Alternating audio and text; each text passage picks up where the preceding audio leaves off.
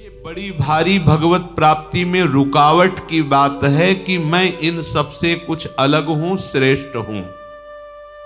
जहां ये बात आई, दूसरे में दोष दर्शन शुरू हुआ, साधक का नाश हो जाता है, अर्थात तो साधना से भ्रष्ट हो जाता है। बहुत ध्यान देने योग्य बात है।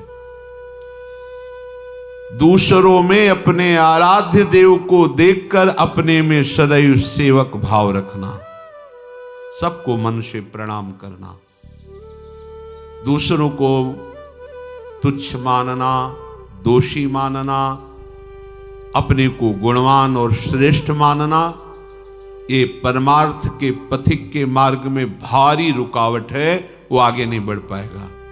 अगर एक छोटी सी ऐसी वृत्ति हो तो उसका त्याग कर दो। शब में प्रभु हैं, वो स्वांग कर रहे हैं, कहीं अच्छे का कहीं बुरे का। आप स्वांग के दृष्टा हैं, आप उसको देखिए, स्वांग को स्वांग की तरह देखिए कि ये जो सामने दुराचारी का स्वांग कर रहा है, ये दुराचारी नहीं है। इस माया नाटक मंच पर मायापति ही ऐसा नाटक कर रहा है, इस स्वांग कर रहा है, कभी वाराह का, कभी कच्छप का, कभी नृसिंह का, कभी राम कृष्ण विविध रूपों, और फिर चराचर जगत का। ये वही स्वांग कर रहा है। दूसरा, वो अपने आप से अपने आप का विस्तार कर लेता है, अपने आप में अपने आप को समेट लेता है। इसलिए सबको प्रणाम करो।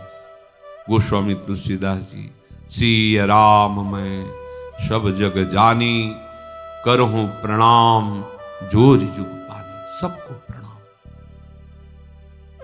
सर्वान वस्तुतया निरीक्ष परम स्वाराध्य बुद्धिर्मम। मेरे आराध्य देव ही सब रूपों में स्वांग कर रहे हैं। उपासक किसी को भी ऐसे वचन, ऐसी चेष्टा ना करे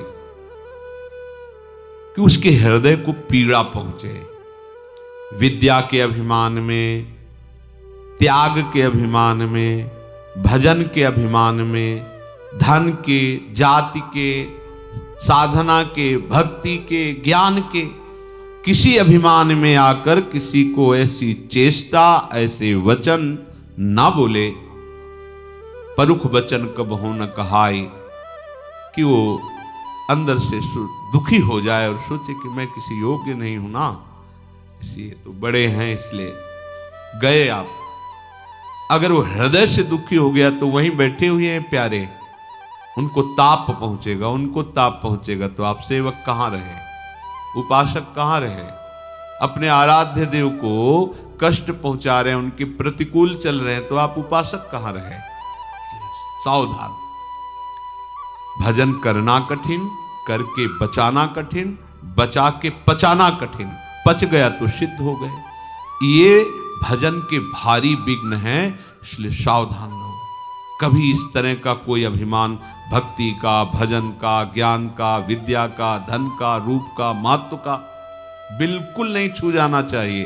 अगर आपको ऐसा कभी लगे तो उसकी पहचान है, जब दूसरों में हे भाव होने लगे तो समझ लेना आपको अभिमान आ गया है। जब दूसरों में अपने से तारतम्य मिलाने लगे कि मेरे में तो ये गुण है, देखो इसमें ये दोष है, तो आपको अभिमान आ गया है। भक्ति महारानी कैसे टिकेंगी आपके हृदय में। विद्या रूप महत्व कुल धन यौवन अभिमान सट कंटक देखे, जहां राहे न भक्ति निदान। ये बड़े बड़े कांटे हैं, इन पर भक्ति महारानी कैसे सुकोमल चरणों से चलकर तुम्हारे हृदय में आएंगी। नहीं आएंगी। अभिमान छू न जाए। वृंदावन ई विधि बसे तज के सब अभिमान, यही सब अभिमान। उपासक को अभिमान से दूर रहना चाहिए। कभी ऐसी कोई बात अपने में दिखाई दे सद्गुण की तो समझ लेना अभिमान आ रहा है। प्रभु को पुकारो कि नाथ संभालो, ये अभिमान आ रहा है, वही ठीक कर देंगे। अपनी उपासना से हटे नहीं, किसी की उपासना को नीचा समझे नहीं। अपने को कोई गलत कार्य करना नहीं, दूसरा कोई गलत कर रहा है तो हमारा आराध्य देव अंदर से भाव रखना है, बाहर से व्यवहार नहीं रखना, बाहर से संभाषण भी नहीं करेंगे, अंदर से आराध्य देव का भाव रखकर न उसकी निंदा करेंगे न उसकी स्तुति करेंगे। नाली के कीड़े में, कुत्ते में, देवता में, सब में हृदय मंदिर पर बैठे हुए उपासक अपने आराध्य देव को देखता है।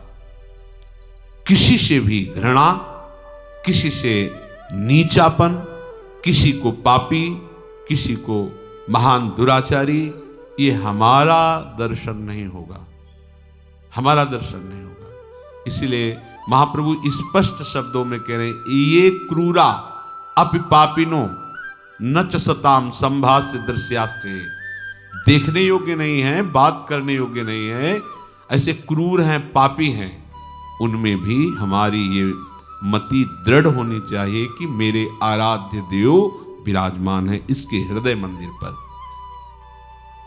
उपासक ऐसी भूल न करे, नहीं तो समझ नहीं पाएगा कि उसका साधन मार्ग कब और कैसे छूट गया।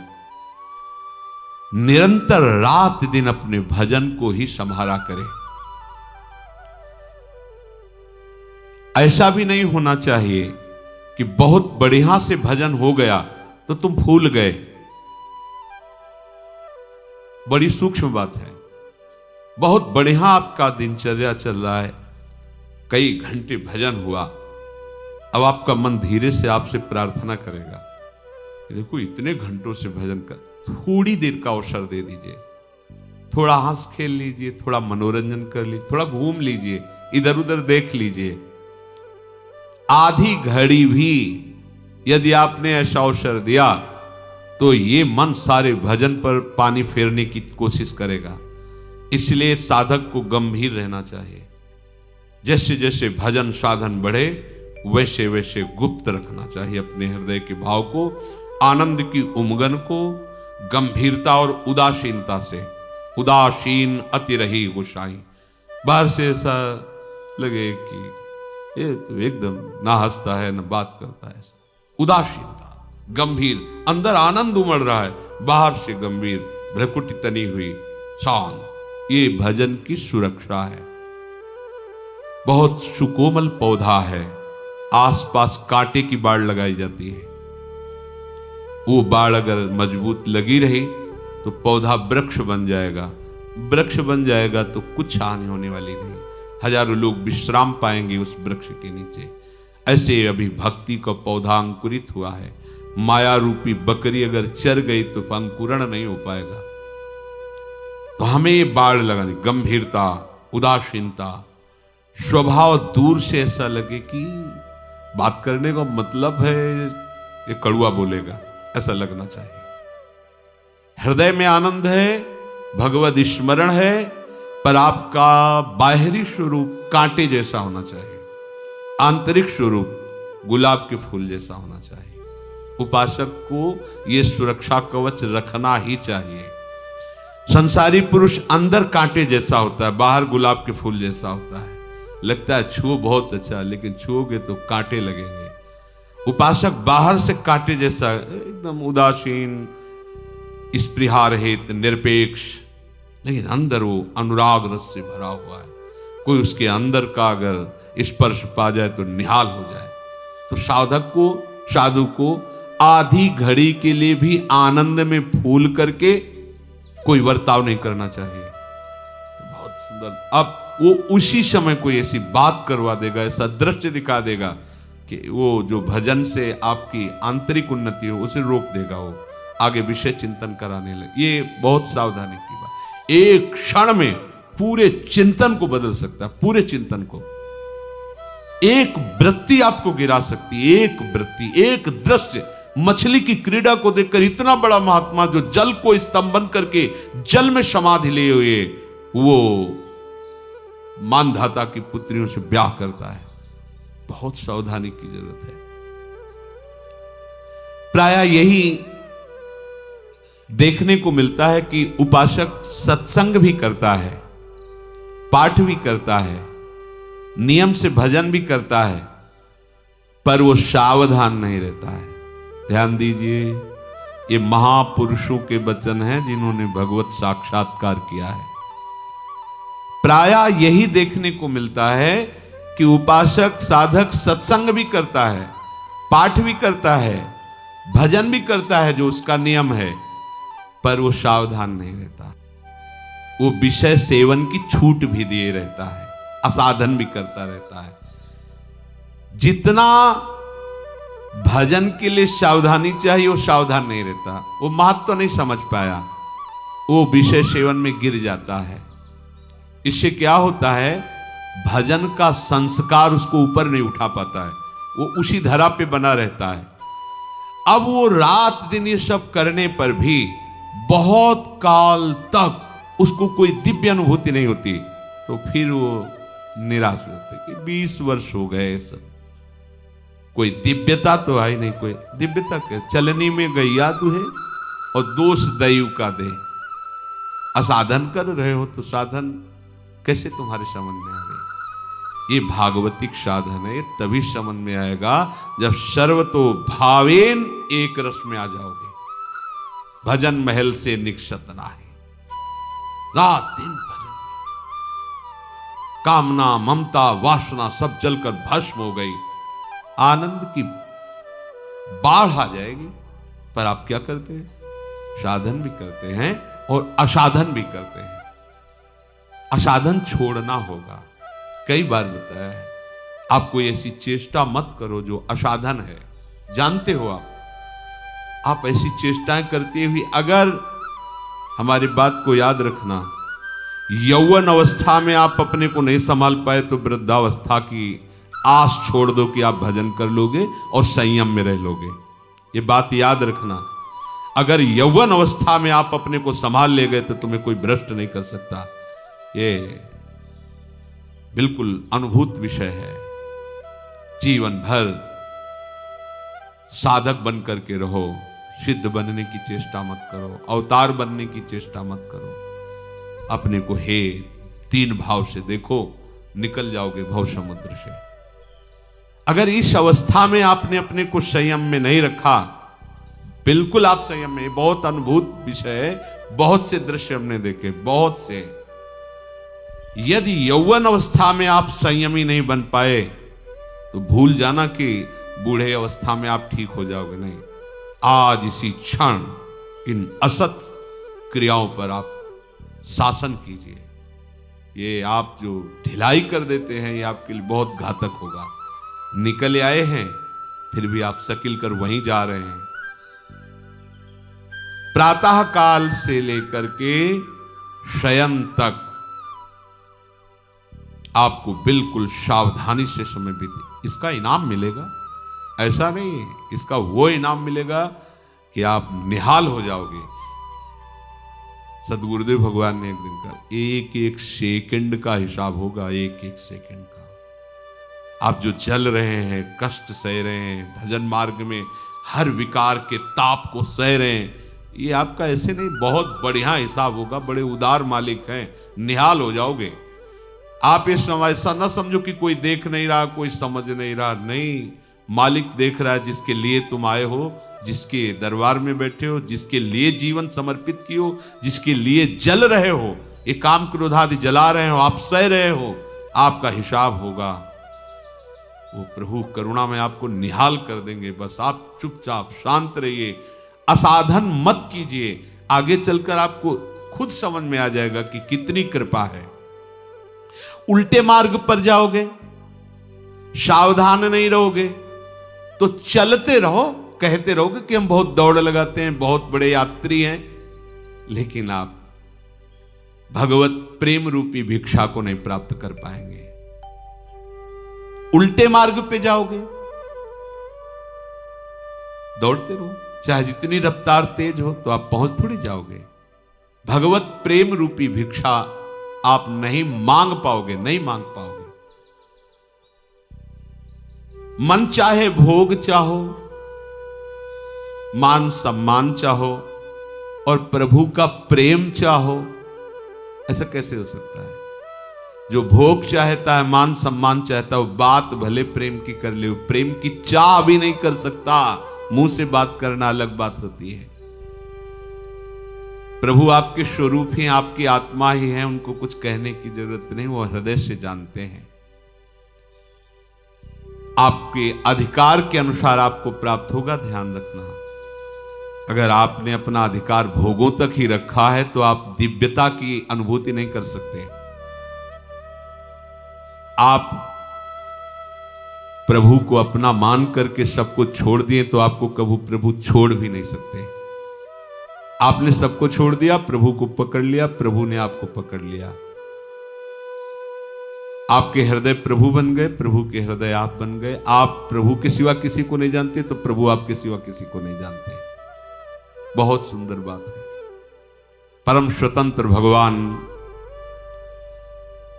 दुर्वासा जी से कह, अहम भक्त पराध। ओह, गजब कर दिया। अखिल ब्रह्मांडों के स्वामी, अनंत शक्तियों के स्वामी कह रहे हैं, ऐ द्विज, मैं भक्त के अधीन हूं, तो मेरा अस्त्र भी भक्त के अधीन है। जाओ पैर पकड़ो जाके भक्त के, यहां भगवान के पैर पकड़ने से काम नहीं चलेगा, उसके जाओ। अहम भक्त पराधीनो अस्वतंत्र इव द्विज। मैं स्वतंत्र नहीं हूं, मैं भक्त के अधीन हूं। ये बात भगवान, इससे बड़ा कौन सम्मान दे सकता है? इससे बड़ा सम्मान कुछ हो सकता है? जिनका वेद यश गाते हैं, जिनको परम स्वतंत्र परमात्मा ब्रह्म कहा गया, वो स्वयं श्रीमुख से कह रहे, तुम क्या समझते हो मैं स्वतंत्र हूं? नहीं, मैं भक्त के अधीन हूं। अहम भक्त पराधीनो अस्वतंत्र इव द्विज। इससे बड़ा प्यार क्या हो सकता है? इससे बड़ा दुलार क्या हो सकता है? इससे बड़ा सम्मान क्या हो सकता है? इसलिए सावधान, निश्चित निश्चित ऐसे वचन प्रभु उन्हीं के लिए कहते हैं जो प्रभु के सिवा किसी को अपना नहीं मानते।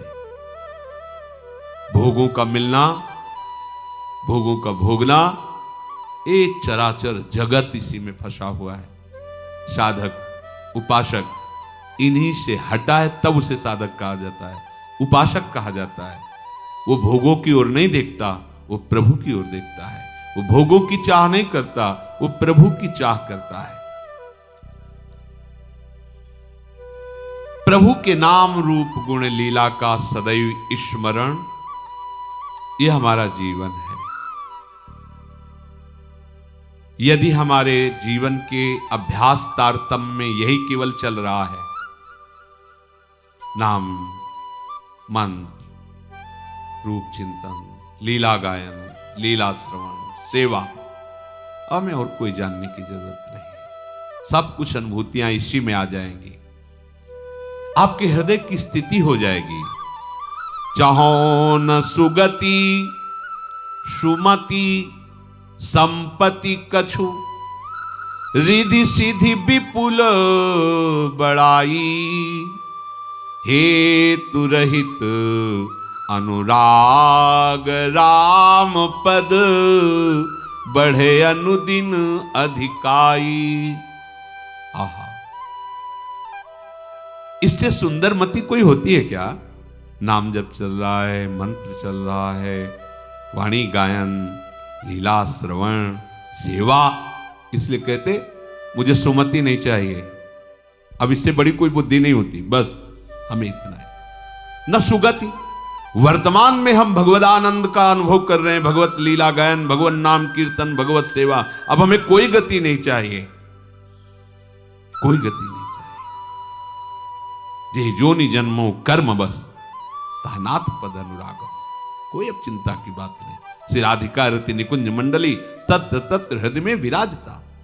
प्रहलाद जी भगवान नरसिंह देव से कहते, आपकी दुरंत माया जिससे सब भयभीत होते, मैं बिल्कुल भयभीत नहीं हूं, क्योंकि मैं आपका लीला गायन, आपका नाम गान और आपके चरणामृत के बल पर इस माया को परास्त कर दूंगा।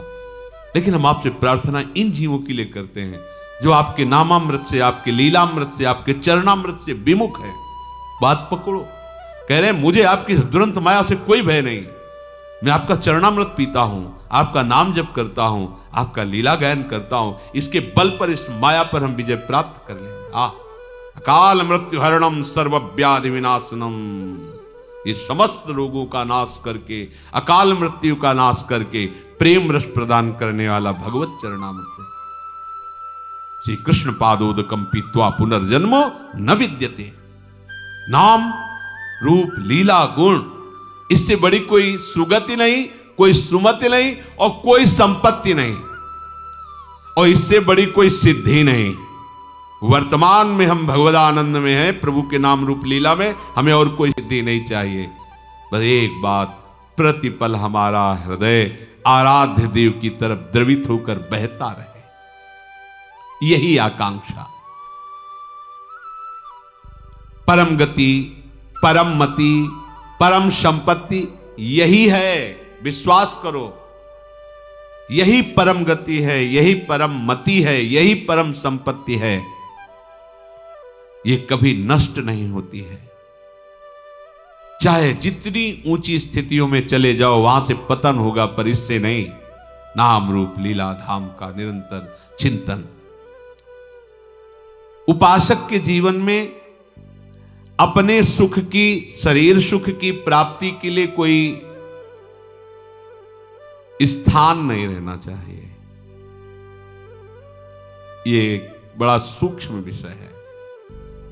अगर प्रेम प्राप्त करना है, इसी जन्म में भगवदानंद की अनुभूति करनी है, तो अपने इंद्रियजन्य सुखों के लिए कोई ठिकाना नहीं होना चाहिए।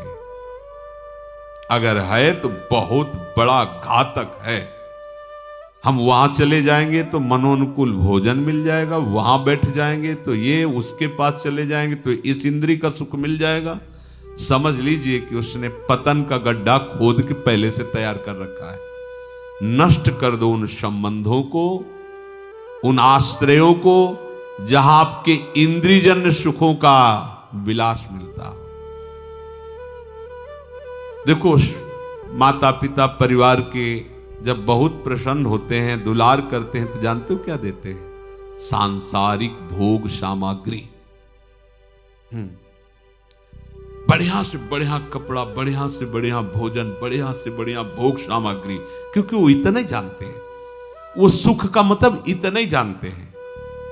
और जब सदगुरु का दुलार उदय होगा तो सबसे पहले इन्हीं पर प्रहार होगा, क्योंकि तुम जहां फंसे हो इनको पहले हटाओ, फिर आओ हम तुम्हें दिखाते हैं वो चिदानंद सुख, जिसके तुम वास्तविक अनंत जन्मों से अधिकार है तुम्हारा, पर अधिकार खोकर भटकते रहे हो। जिस सुख के लिए, वो सुख तुम्हें दिखाते हैं। पर इसके लिए सबसे पहला प्रहार होता है राग पर। शरीर राग, संबंधियों का राग, भोगों का राग। तो अगर वो उपासक सच्चा नहीं है, कच्चा है, तो वो उसी रेखा पे चला जाता है। इस रेखा पे टिकना बहुत कठिन होता है। सच्ची मानिए, आगे की बात तो आपके हृदय में खुद आ जाएगी।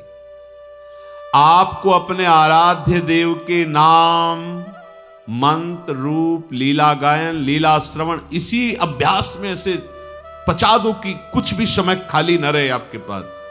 फिर आप देखना, रूप झलकने लगता है नेत्रों के सामने।